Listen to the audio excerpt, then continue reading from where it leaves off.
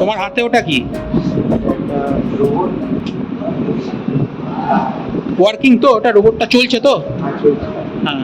আজকে তুমি প্রথম সেশনে কি শিখেছো? ফার্স্ট সেশনটায়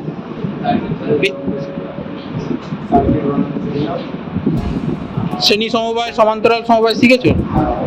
কেমন লেগেছে? সব দুটো ক্ষেত্রেই এলইডি গ্লো করেছিল? আচ্ছা আচ্ছা, লাইন ফলোয়িং রোবটটা তোমাদের পরের সেশনে শেখানো হবে, ঠিক আছে? ওটা স্যার শেখাবেন, ঠিক আছে। আমার নাম হচ্ছে সৌরভ দে, জগবন্ধু ইনস্টিটিউশনের ছাত্র আছে। আর mind foundation stream lab learning থেকে আজকে আমাদের এটা পড়ানো হয়েছে। তো এটা আজকে আমরা একটা কোড বানিয়েছি। কেমন লেগেছে এটা করে তোমার?